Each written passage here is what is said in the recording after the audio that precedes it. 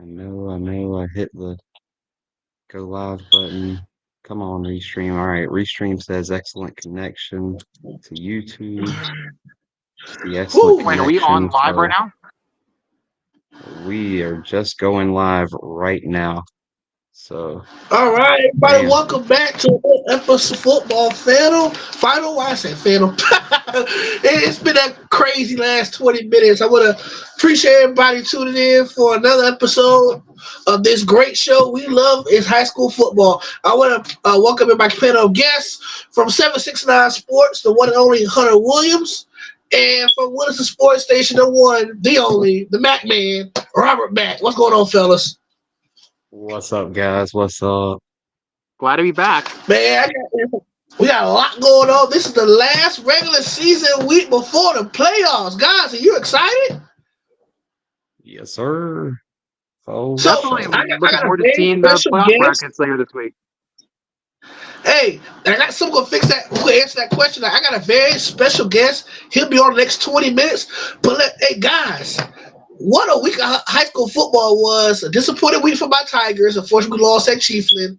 I took the bullet for that one. I came in real cocky last Thursday, and thought I'll get the job done in Chiefland. We was up 21-7, and we choked. They drove down the field, scored a game with a touchdown, and they had the nerve to go for two, and they got it untouched. So, I mean, this is an output experience for us to wake us up and smell the coffee that we can't be beat. So the question now, how bad we fall in the rankings is the question. And we'll find that out probably this Sunday when the playoff ranks come out. But I'm going to start with you, Hunter. I believe you called the Columbia game against North Miami Beach. How did that game go? Well, I think I was kind of being. I don't. I think I was. We actually didn't get a chance to talk about the game specifically, like at least on the show last week, because obviously I know that I was end up being busy on Tuesday and we didn't have one on Thursday because of we're all in different places, obviously with Halloween, but I kind Right. of did feel that was about what I expected. Like I didn't think it would be as lopsided as it was, but I was leaning Columbia pretty heavily in that game. I will say I was impressed with how Columbia jumped on them the way they did. They pulled away from that game and it got ugly pretty quickly because like it was a running clock, one play into the third quarter when because it was 28-0 at half, and then Columbia takes the opening kickoff of the second half back for a score, and we had a running clock through the rest of the second half at that point. So with that big, y'all took care of business. Y'all won the final score being 42-0. Does this help y'all chance of making the postseason? I think it actually clinches their spot in the playoffs because it also helped that Lincoln put an absolute beatdown on Rickards, and that put Rickards at 4-6 on the year.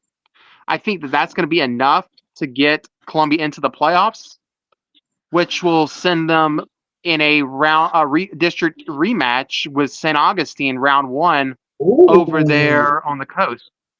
You think Now, them Tigers won that showdown against the Yellow Jackets? I think so. From what I saw with them in the first game, I felt St. Augustine was a good team. They were not unbeatable by any stretch. Columbia actually held St. Augustine scoreless in the second half of that game. So when Really? I look at that matchup, I feel like if Columbia could shore up some of the mistakes and the missed tackles that they had early in that game, I think they have a shot in that game. And for Well, what it's worth, this will actually be if this confirms it, it'll be the sixth playoff matchup between these two schools. Five, like four, like wait, four of those games would have came in the first round of the playoffs too. And well, So, Columbia leads the playoff series with St. Augustine 3-2. okay. But the thing okay. I look at I when I didn't look know at that. this matchup, I think back to the 2011 game the most because there's a lot of similarities between this Columbia team and that one, as well as that St. Augustine team and this one. St. Augustine that year was coming off a trip to the Final Four the year before where they lost to Tampa Jefferson. This year they're coming off a state runner-up after losing to Mainland. Columbia was the Right. underdog when they went over to St. Augustine that year and won pretty convincingly. I think it was like a 2-possession win for them. I don't know if Columbia pulls that off, but crazier things have happened, and I would not be shocked if Columbia was able to go over there and beat them round 1 of the playoffs. Well, we'll find out this Sunday how the Columbia Tigers and all other schools in the state fared. A big 42-0 victory over the Tigers over the North Miami Beach Chargers. Another game that was pretty heavily sided over there in Levy County. Robert Mack, on what your call, he called the Williston takedown of the Ken Bowl City team out of Jacksonville, 42-7. Robert, what do you see differently this week from your Williston Red Devils this past Friday? So we've got our QB back. In fact, our QB is in the chat right now. So y'all give John Jazzakov a nice shout out. He's What's going coming in on, to see what QB1? everybody else is thinking about, right? We got QB1 back. We've got a physical game, man, that really is going to be a tough matchup for anybody to beat later on, right? Because like, let's be honest, you play that Chiefland game like week 6, week 7, we're probably taking down Chiefland, and we just found out how hard that is. I mean, because who was calling out how tough Levy County is over Union? Come on, man. I gotta rub it in on that one just a little bit for you, right? And so Wilson looked good. We didn't have to really test ourselves against Kit Bold City. Don't get me wrong; like they're a newer team. They spread it out. They were trying to execute a few things, but you can just tell they don't have the same football talent and production just yet. But we're going to be a tough out for anybody, and I think right now, after what I've seen out of that Chiefland Union County game, I got enough confidence that we can make a run. We're going to be a tough out for anybody, and we might be able to go into Chiefland in that first week of the playoffs and maybe pull a big upset, right? I mean, we Like, lost by 8 the yeah, first time y'all played over there.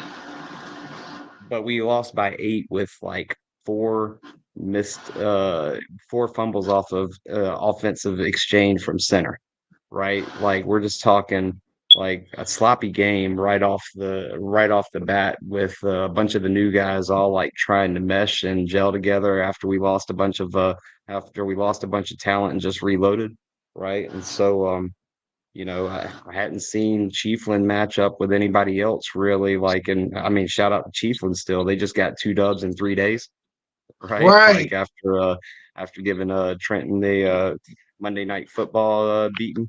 So honestly, I think we can match up with anybody, as well as maybe make a deep run, right? Like let's see what's up. I have a lot of hope after our week 11 matchup, and let's see if Raphael keeps us from having our week 12 matchup down in Hardy County. But that would actually that broadcast we're going to be sharing with the Hardy Huddle. A gentleman named Ryan Abbott is running the Hardy Huddle down there, and so we're going to live stream together. So if you want to tune in on Thursday night at 7 and see what Williston's looking like to get ready and see if they match up well against because really we're looking at what a road game against Chiefland or possibly Jay, and what was the other one we were hearing about as a possible first round matchup? What do you guys think? Chippy got put that this past week as Lafayette. I think the only other good rural Panhandle team would either be Franklin County or maybe Wasilla Christian. Okay, let's see. That's what I'd love when I to see that go in down my and head. show also the Christian some big boy football. Yeah, we'll see. We got a lot of scores to talk about before our guests come on tonight, man. And speaking of Chippy, they had a big win. They're 7 straight over the Tigers of Trim, 39-0. Gadsden County, the game that got rained and the light delay over there in Havana, they blanket Taylor County 34-0. Hunter, your thoughts on that one between the Jags and the Bulldogs? I will say that for the record, you both probably remember I did say on the show that I felt Gadsden would win that game pretty easily after we talked about Taylor County playing Swanee. So I'm not overly surprised just because Gadsden really has played a really good season so far. Only loss being to a really good coffee team up there in Georgia. They got a win on Lincoln, obviously. They got, I believe, a win on Florida High also, if I remember correctly. Yeah. So Gadsden, they're a really good team. I'm not overly shocked that they won that and them blanking them 34-0. I don't know. I guess that's kind of what I would have expected. Well, I thought it would be a little bit closer than expected, but I didn't expect this though. I did not expect this. Let's go with some more games from around the area. Newberry knocks on Trinity Cap 37-14. That was never contested. Eastside shuts out GHS 33-0. Denellen keeping in their hot streak going 28-6 over Baker County. Now this one I want to talk about, fellas. The battle between two teams struggling in North Central Florida, Dixie and Santa Fe down there in Cross City. And I was critical of the Dixie County Bears last week. Robert, you was there. I was saying who was the reason Dixie football struggled, but that game was a lot closer than a lot of people anticipated. 26-21 Bears over Santa Fe. Your thoughts on that crazy game down there in Cross City? I'm gonna start with you, Robert. I'm happy to see Dixie County get them another dub, right? Because the area is better with football when you have some of these small rural schools getting dubs, right? Although you kind of hate to see it for Santa Fe because I mean, what they're finishing out 0-10 now, 0-9, right? Why they got one win? It's been a rough year for they them. beat Keystone Homecoming. Oh, that's right. That's right. You're right. You're right. So I mean, yeah, really, it's just if Dixie can get going back right, that could really build up the community around there. So I'd feel good for him for it. But I'd love for him to schedule Williston and let Williston go in there and whoop him still too. So you can't win it both ways, right? So no matter how I look at it, proud of the boys getting a win. There in Cross City and everything, especially what all they've been through the past couple years, right? Just it's time, time for them to step up and make some moves. Next game we're talking about Crescent City knocks out Keystone 2010. Swanee over Childs 25-24. North Marion gets beat on the road against Middleburg 26-21. Broncos over the Colts. Orlando Christian Prep falls at Hawthorne 38-7. Branford destroys Hamilton County 39-12. Interlocking in their playoff matchup against the Stanton Prep Blue Devils. They knock off the Blue Devils 36-24, setting up a showdown next week against Bell. That's going to be their next round playoff matchup in the Sunshine Athletic Playoff Conference. Lake Weir, their playoff matchup against Paxton, they lose 22-14. Lafayette, another big win against a rural Panhandle team. They knock off Chipley 48-7. West Nassau, who Hunter we talked very highly about last week when they took care of Fort White. They got beat by Fernie the Beach. What were your thoughts on that one? Fernie with the upset of a West Nassau. That's about it's tough because like some of these teams, like you never really know what to expect. And I do find it a little interesting when you think about it that you only have 4 public schools in Nassau County, and you have 2 of them playing in the SSAA with Fernandina and West Nassau. Right.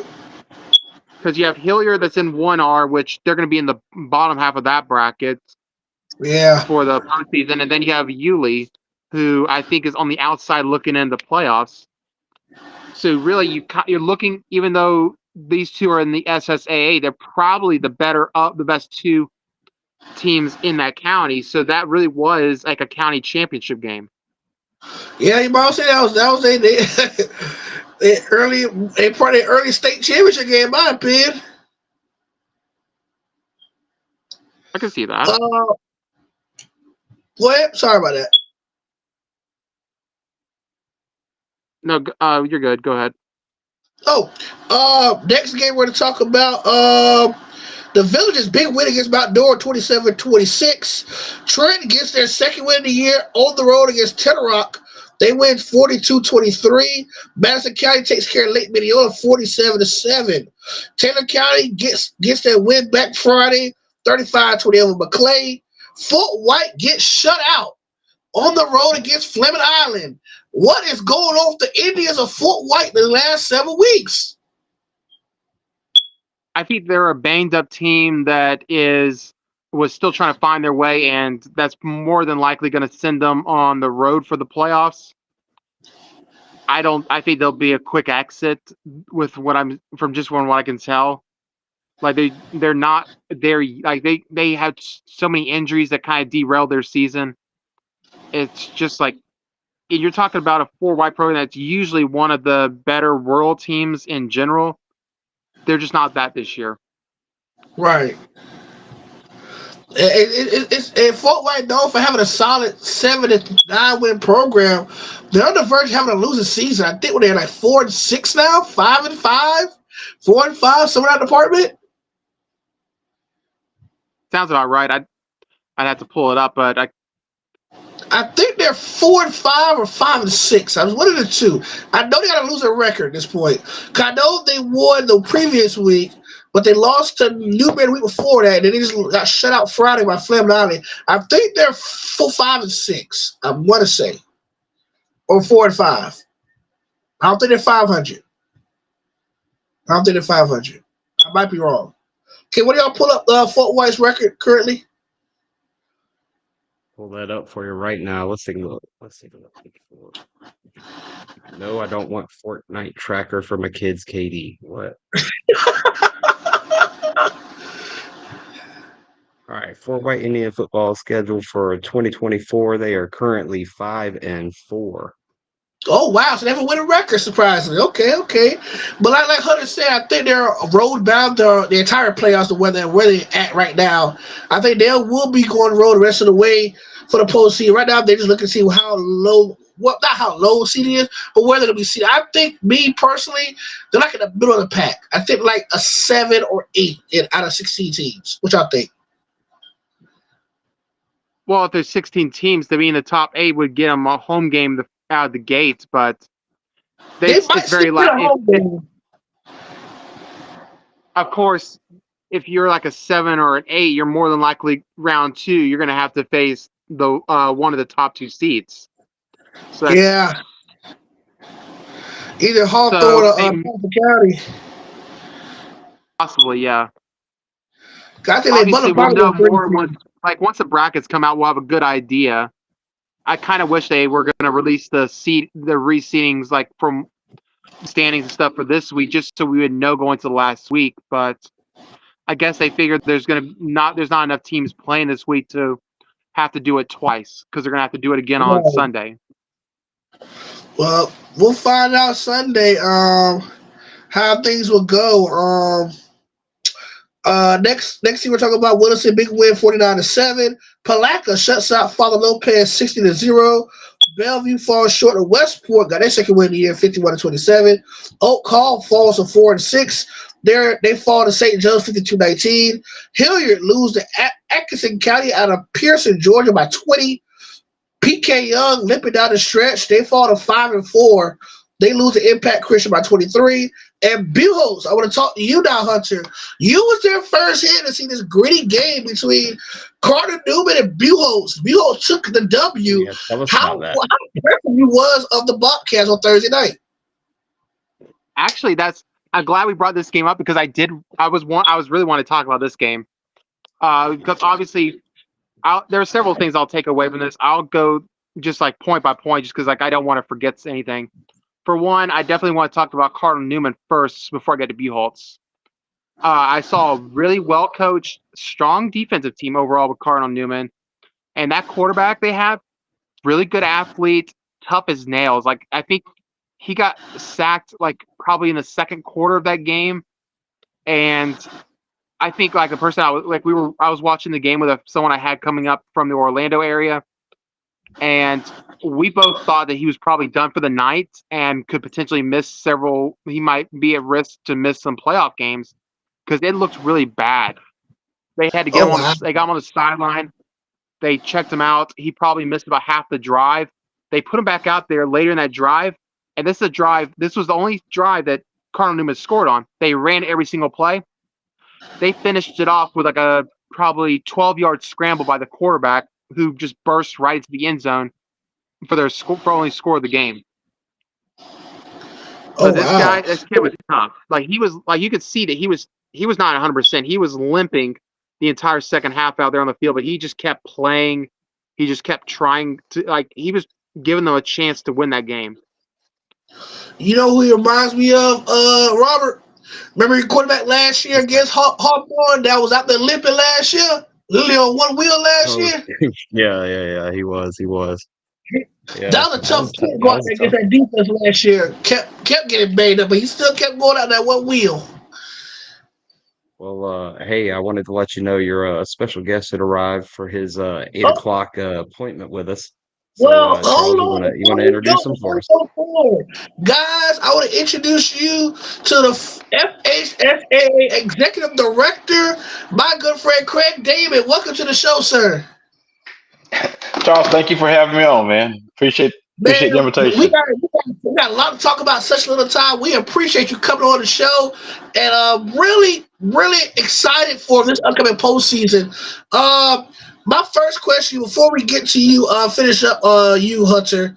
Uh, what are your thoughts on this upcoming postseason? Super excited about the postseason. We're back to the seven classes. Moved away from the rule in suburban. It's interesting to see the teams compete, seeing who's going to survive and make it to the finals. But very excited about this year's postseason. My first question is this: it's a big mess in rule right now. How would, in your opinion, how would you rate the top six teams in rule right now as it stands? In your I opinion, hadn't been. the bracket come out Sunday, but from your perspective, because we're a couple of rule guys. I'm a rule fan. Robert's a Williston guy. I know Cummins not rule, but we're interested to see because you got Union County, you got Chiefland, Madison, and Hawthorne, and then you got Chiefland flirting around the fray. How would you rate those in the power rankings right now going into selection Sunday?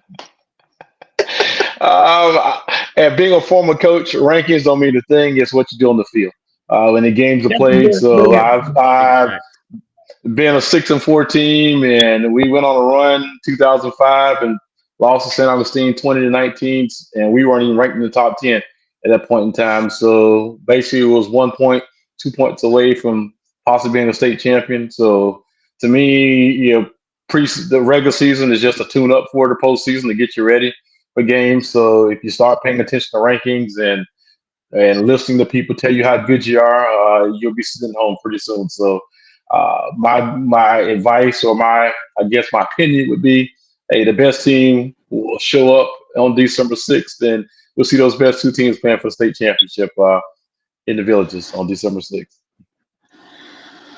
Robert, Hunter, any questions? I'll let Robert go first if he has any questions. Well, how do you think the big matchup in Chiefland shook up the playoff rankings with Chiefland pulling it out at home at the end?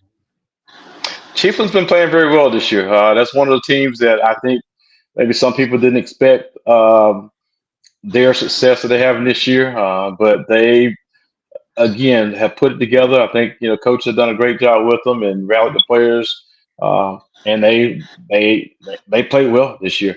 And as a former coach, you want to try to find momentum and build off that momentum, and you get some key victories and get kids to believe in what you're doing and the process that you're going through, and it's paying off for Chiefland right now at this time.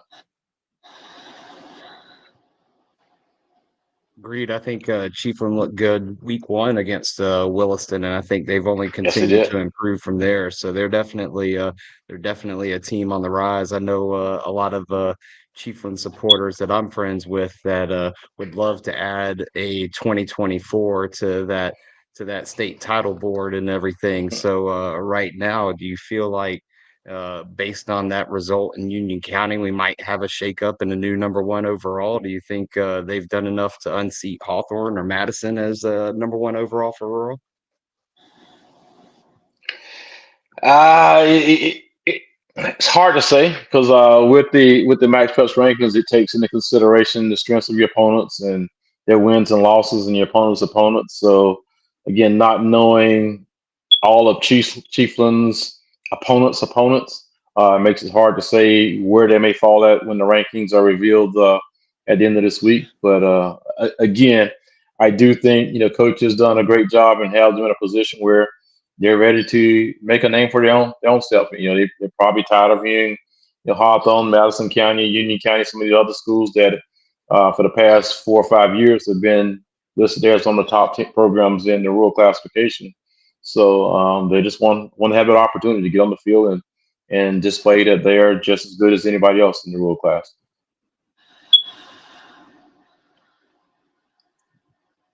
Charles, what you got for him? Because I did have a I got question some now that other we follow ups. I'd love hit on to. that. Well, I know Hunter got a question. Go ahead, Hunter. I have a couple, but I'll start with the one that is on the topic we're already on. No, go ahead, What? Hunter. It's all you. Say again? Okay, so It's all, from my understanding, the rural side of it, like with the brackets, when it comes out, it'll be 1 through 16 on the top, and then another 1 through 16 on the bottom. Is that the understanding I'm under? Yes, couple of the coaches and some folks in the rural class came to the board early this year and asked to do an experiment where the 1 to 16 will get to actually play for our FHSA state championship, and want to look at the next 16 being in sort of like a B bracket. So what we've decided, the board sort of gave me the authority to number one, see how many teams that are outside of the top 16 will be interested in participating in postseason play. So we've created for this year, we call it the Florida Invitational Tournament. And right now we have at least 12 of the 16, actually 18 other teams that are still in the rural classes outside the top 16 right now have committed that if they are one of those schools ranked 17 through 34, that they're interested in participating in this tournament.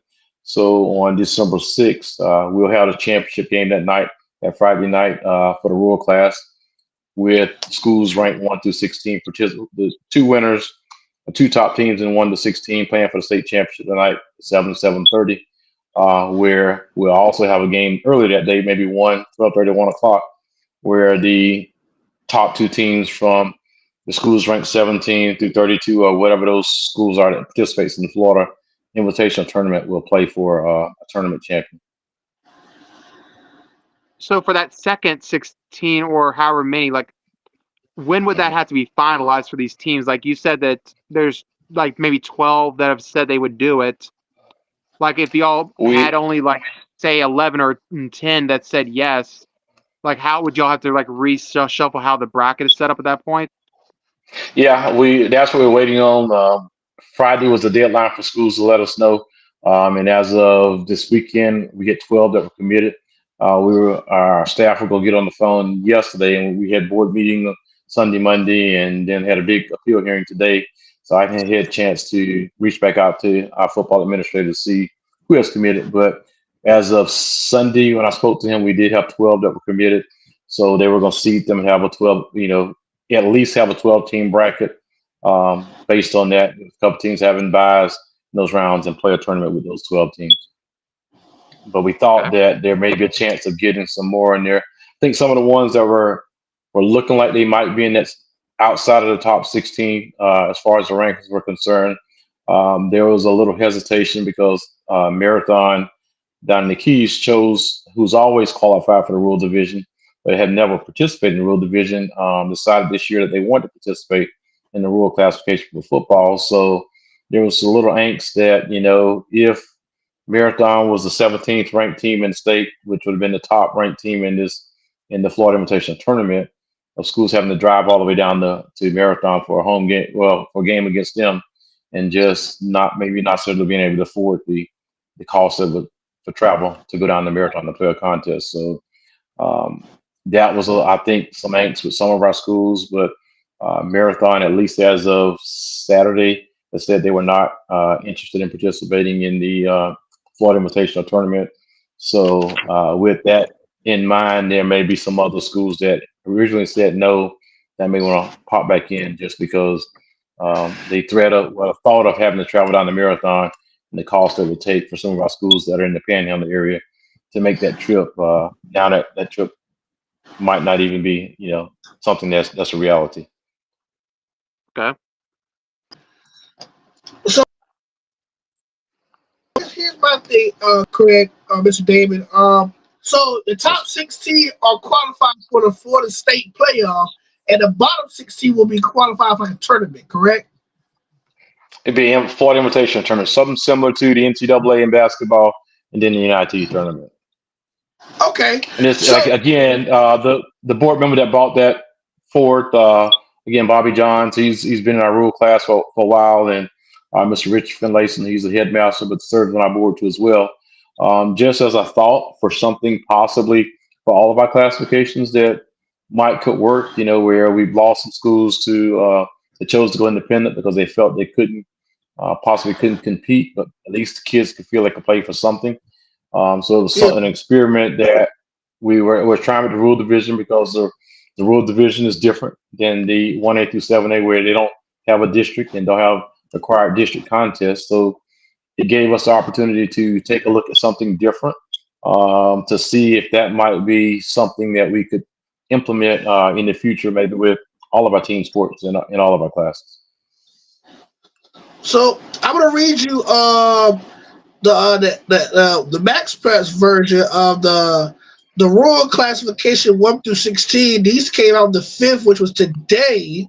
I'm gonna start with number 16. So the team on the outside looking in right now, you got Osceola Christian at 18 at 10-0.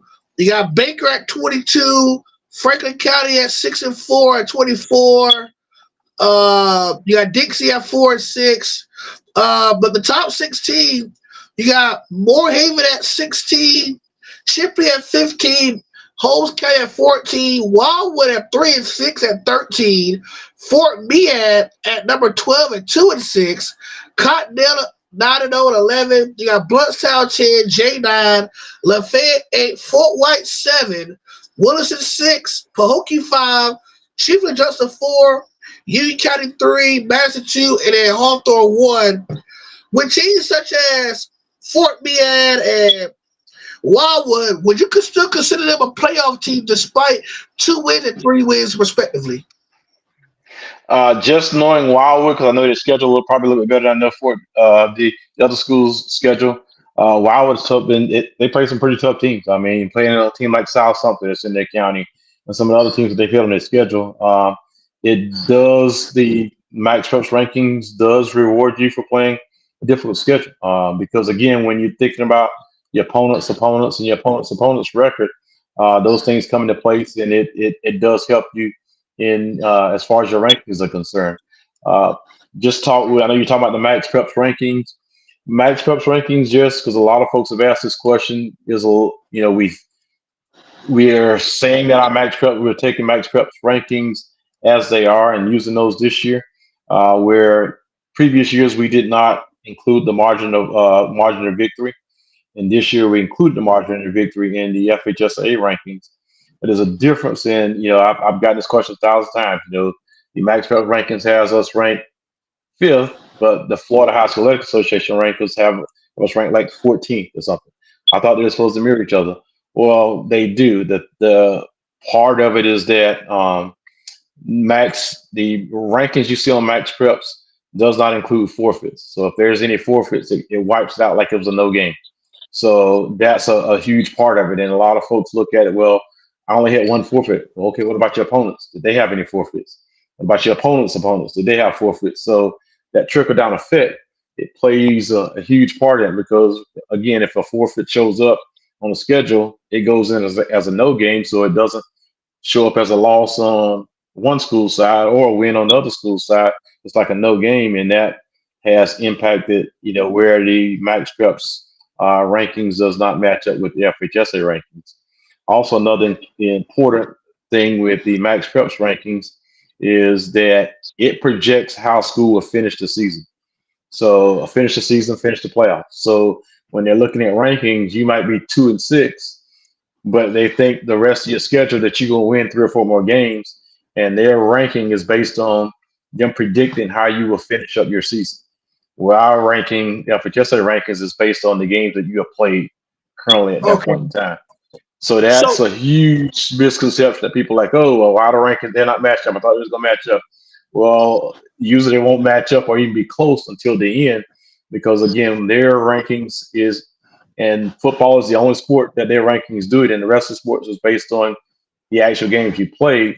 Where the Max Preps rankings, it projects how you're going to finish the year and how your opponents are going to finish the year, and all those uh, things take add into that ranking that comes out. And again, sometimes it frustrates coaches. Like, I thought we were this, so I thought I could figure it out, and you can't.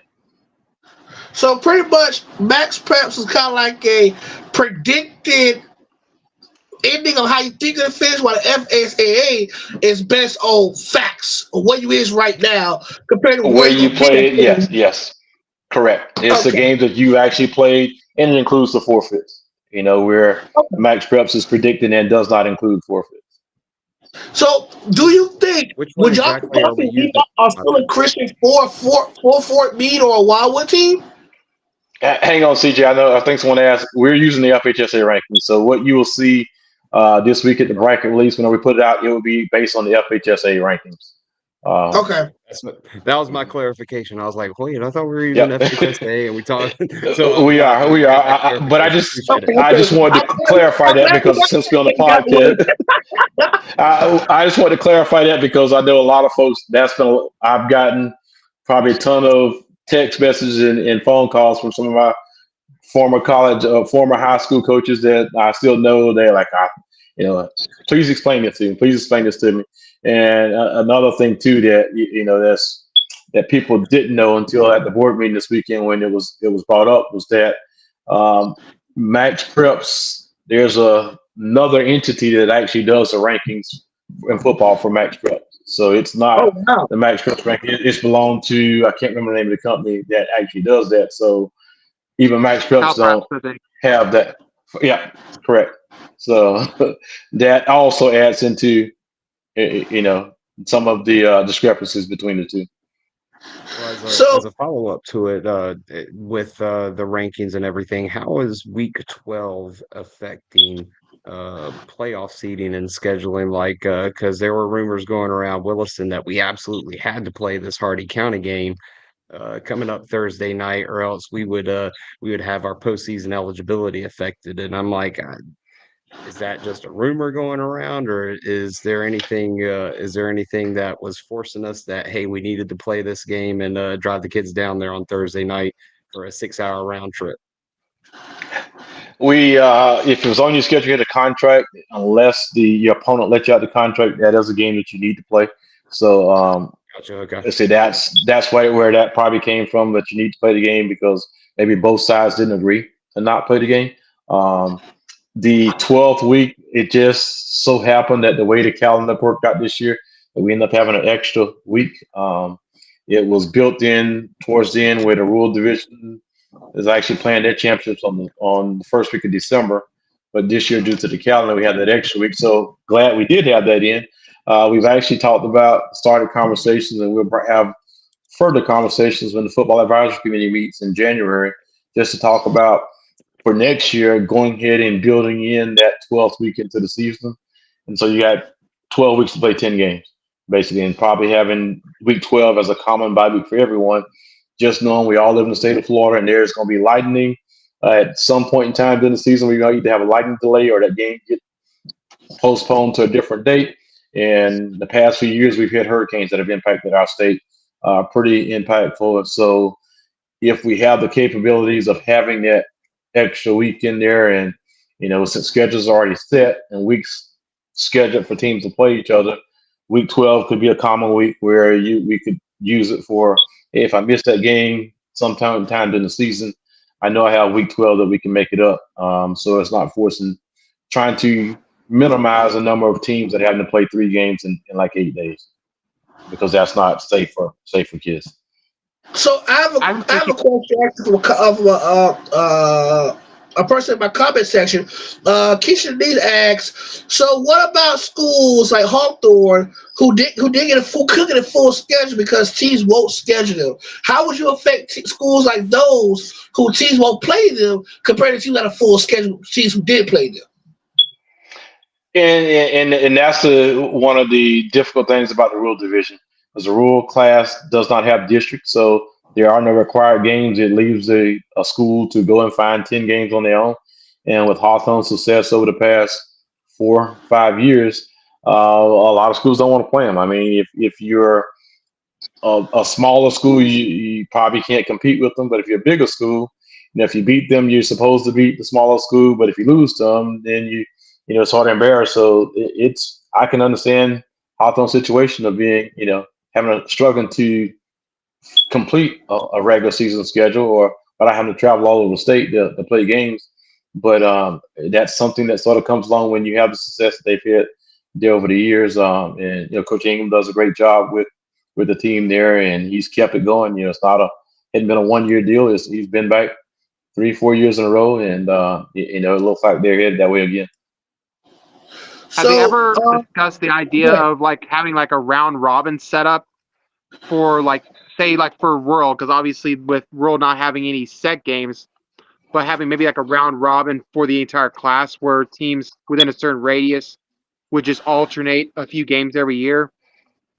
There's been some talk with in the football advisory committee, and actually it was something that we even brought up a couple times when we were looking at classification, was having no districts for anyone, and maybe looking at putting teams in a region and have you play so many teams out of your region. So schools of the same side in a region, all right, you need to play at least. I don't care who you play, but you got to play so many teams that are within your region, and possibly try to help out. And when we looked at, back in a year ago, we're looking at this classification cycle for this year, back last December, and trying to figure out which way we were going to go. One of the things we proposed was to go, no districts. Well, districts, but not requiring district play during the regular season like we do for all other team sports.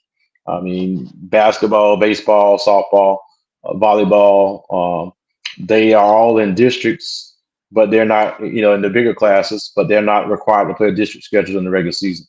So the thought with that was Hawthorne has a great basketball team. I know Wildwood has a great basketball team, and they seem to be able to schedule 25 games. So, without missing a beat, you had to play some tough competition. But again, with them, those sports, you have the district tournament at the end that sort of helps propels who goes to the playoffs. But I do think we need to be a little bit more creative in the state of Florida to try to help out the Hawthorns and possibly the Buholts and other schools that have been successful on a year in year out basis. Williston's that scheduling 10 games is sometimes a little tough because of your success, and it makes sure you don't end up with a 10-0 season or a 9-1 season just because you're playing a couple schools that are probably 2 or 3 times your size or 4 times your size, just to fill out a schedule.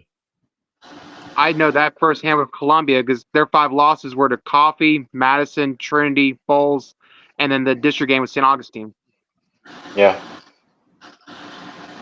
I've always liked the idea of creating scheduling conferences, so that way there would be contractual obligations, especially if you could keep those conferences regionalized and be able to say, like, I mean, God, I'd love a conference that had Williston, Chiefland, Union, Newberry. You start talking about including a nice little 8-team conference in there where you get 7 games guaranteed each year, and you go home and just Yep. make it happen. Like I'd love Well, to see some options like that could possibly create those matchups where people could say, "Hey, we're not ducking anybody. We're playing our conference." and that's something that we've been promoting and saying, it doesn't take us to put anything in a bylaw policy that requires you to do it. We'd like for you to sort of pick your own conference, because like when we do districts, when we pick our districts, everybody, there's always somebody that's unhappy with who they have to play or who's stuck in their district and so forth. Where if you, as a group of schools, get together and say, we're going to form a Central Florida Conference or whatever conference you want to call it, Now you sort of get to pick who's a member, who's not a member of that conference. And for some of our schools that may not never play for a state championship, at least they could have the opportunity to play for a conference championship. So the kids feel like they're playing for something good, even during the regular season, whether they make the postseason or not. You build those rivalry games up, and you get those rivalries where not only are they intense contests, but you have a pretty good sized gate in attendance. So it also Yeah. helps make money for the school. So we definitely encourage schools looking to form conferences and calling it whatever you want to call it, putting your bylaws and rules together, and like you said, doing the home and home games, but just creating those natural rivalries where it's not something that's generated by us. So at the end of the day, we get blamed why you put Hawthorne in our district, or why you put Wilson in our district, and it's now up to the schools to sort of decide who's in those regions with them.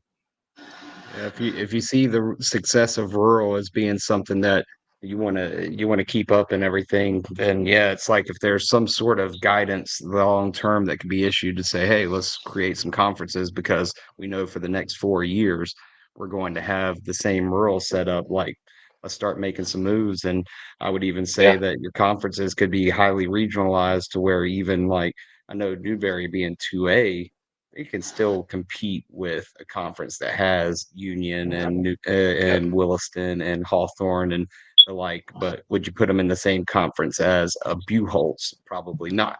Right. So correct. I think it's going to come down to some athletic directors getting put into the room with the right people spearheading Yep. it. So maybe Well, maybe they start seeing dollar signs and go, hey, we like those gates. Let's make it happen.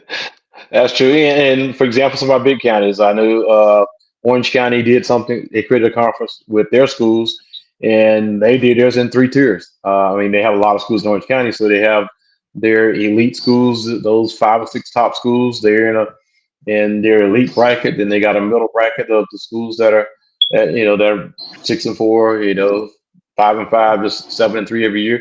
Then the schools that have not been quite as competitive, they play against each other, and they have they set them up in 3 different brackets, and they have a champion of each one. Uh, Down in Miami, they have a GMAC conference where they again match teams up, and when they do their schedules, because their schedule's done from a central location, they leave those last 2 games open where they actually have the top 2 teams play for the conference championship. And it doesn't matter what size school you are; it's all it's a GMAC thing. So there are several counties have implemented stuff like this. It generates a lot of excitement within the county or within the area. Creates some very intense games, and the schools make money, a lot of money off of it, just based on the attendance. And again, those bragging rights in the area sometimes are more important than winning a state championship. For some of those schools. Yeah, I know like Jacksonville has the Gateway Conference also, which Yes. Mhm. fun fact also that I'll just bring up just because I think if you can't already tell, I'm a Columbia guy. Columbia was actually a part of the original Gateway Conference back in the 70s. Wow. I That's did true. have a I question. I don't know if this is like you all. You may not be able to talk about it. Like I Yeah. understand, and I understand if it's the case, but obviously, one of the big stories around the state over the last week has to do with First Academy and Miami Central receiving postseason bans. So Mhm. obviously, I know like you like it being like currently in an appeal process. I know that you may not be able to talk certain things about this. So my question is more: was this something that came about very quickly, or was this something that had been like investigated for throughout the season? I can talk about the Miami Central one. It was something that popped up about actually last Wednesday, and just we followed up with the school to inquire about students' eligibility, and it turned out to be correct. So they self-reported, and basically, with that self-report, ended up having to forfeit some contests. Um, the First Academy, just some allegations that came in dating back to last spring, and just been inquiring with the school, and it got to a point where some information we gained, we felt that there was some violations there, and again, they're still going through due process. So We thought were hoping to be able to release our brackets on Friday, but there is an appeal Friday morning. So, and with that appeal, depends on how the appeal goes.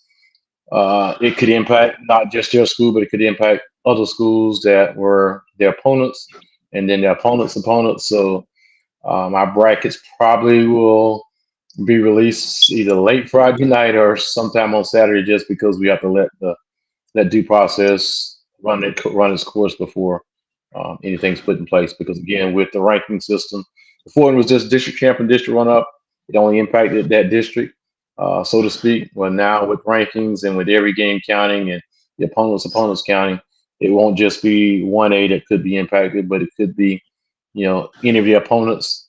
Depends on what classification they were in, and the opponents. So it could have an impact on all of our brackets. When is the selection show set for anyway?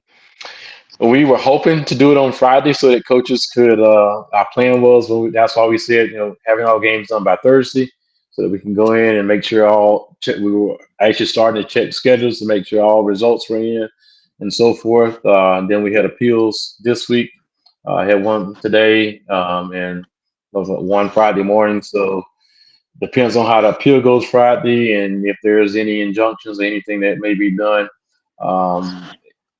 I will find out for sure tomorrow from staff, but my guess would be probably on Saturday, just because I think when we put the appeals in, if there's forfeits, the forfeits takes a little bit longer because we got to call max preps, in which we've already been prepping them, that there could be forfeits that need to be included in the system when the computer runs its rankings for us, that need to be to impact our rankings. So we're going to try to get them out as soon as possible. I think the plan is hopefully with Mr. Lindeman, if we can get her a timetable from Max Preps that once we put everything in and we sure to see how quickly they can turn it around with the system, and probably will post an estimate time of when the actual bracket release show will be.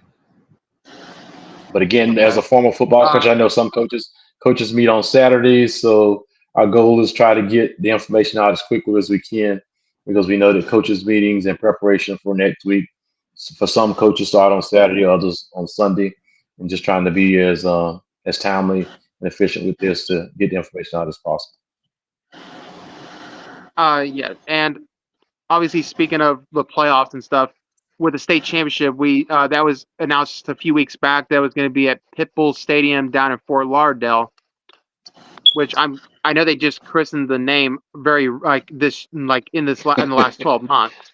But yes. My question is also like, I know last year when they had the games in Tallahassee, they actually had the broadcast of the game on a state TV network.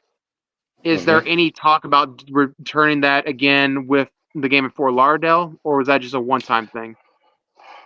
We are working on that. The last year, Valley was able to come in and do it for us in Tallahassee, and it was broadcast all over the whole state because Valley has a pretty good wide coverage of the state of Florida. This year, we reached back out to them, hoping that we could get it done. I think Valley is going through a transition with a different company. I've heard that it's like FanDuel, which sort of deals with the online gambling and so forth. So not sure if that's going to even be an option for us this year. However, we have reached out to the National Federation Network. I know they've live streamed in the past, but we're trying to see. I think they're making steps to try to get a TV production crew at both games, both weekends, so that it can be broadcast on TV as well. The issue is that we were banking on Valley being returning again because they did an excellent job last year.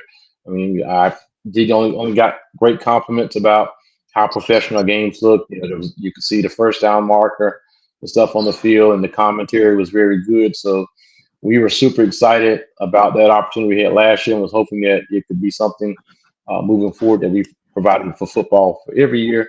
However, in this world of mergers and transitions and so forth, doesn't look like that's going to happen. So we talked with the network. The network is scrambling to get a broadcast truck. They're definitely going to live stream it, but since we we were able to broadcast it last year on TV, and that's sort of expectations that we have as far as what we expect from our football finals moving forward.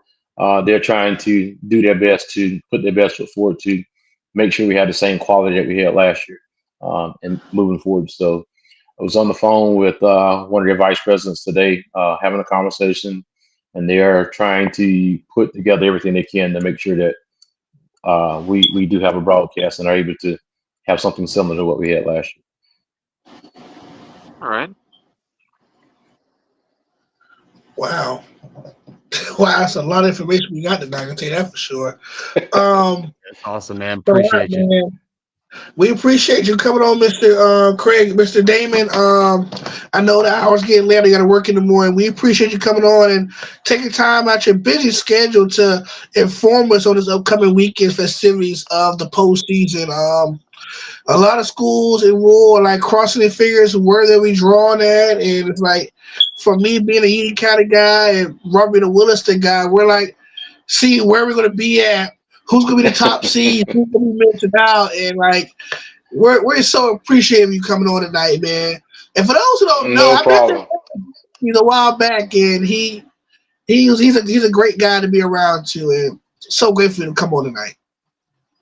No problem. Anytime you guys need me, just give me a call. We're definitely That's gonna awesome, man. need you. Appreciate it. Thank you.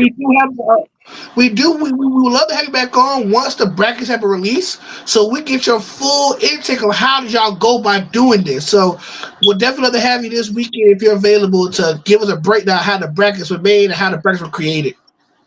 Definitely, maybe we do it maybe Monday, Tuesday next week once we sort of see where they are, and Yeah, I'm more than happy to be.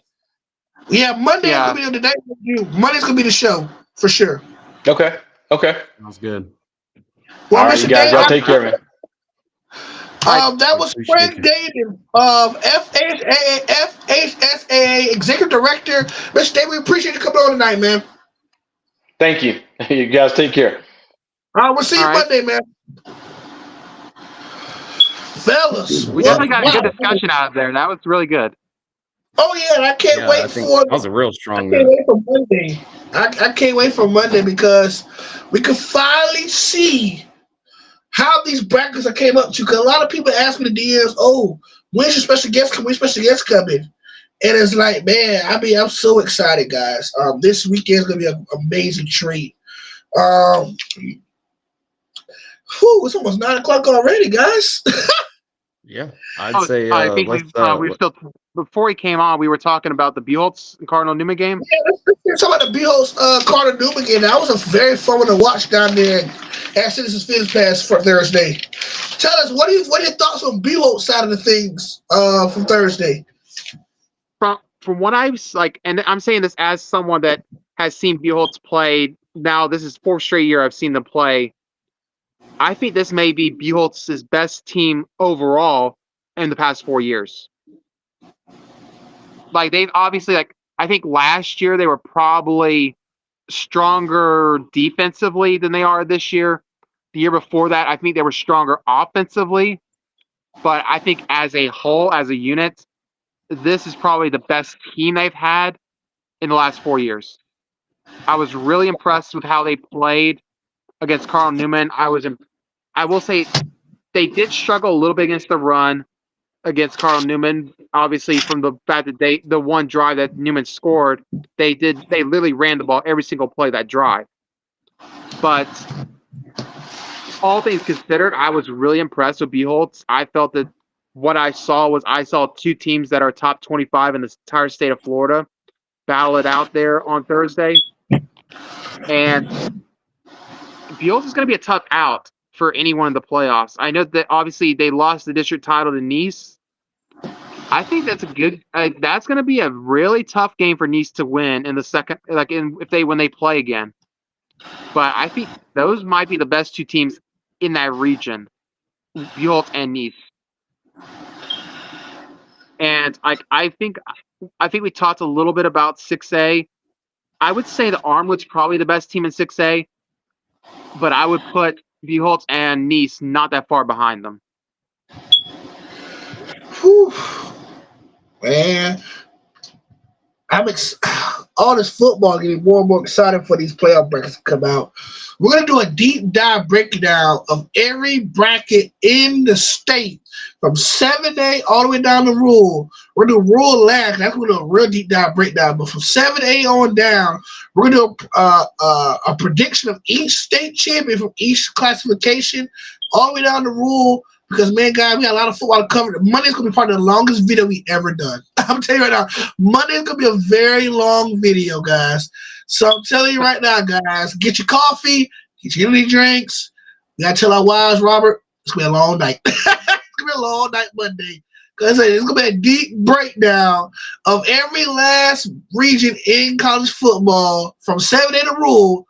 We're going to have it here on Florida High School Football Final, presented by Jackson Sports Media and Wilson Sports Media and 769 Sports. So once again, I appreciate my panel, Hunter Williams of 769 Sports, my main man, the Mac Daddy, Robert Mack of Wilson Sports Station. If you're not busy Thursday night and you're in the Hardy County area, check out the Red Devils taking that long trip to Hardy County and take on Hardy as Wilson, their final regular season matchup, to fill up a game they missed earlier on this year. So good luck down there, Hardy, this Thursday night.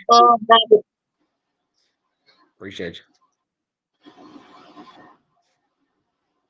Well, guys, I'll see y'all Monday.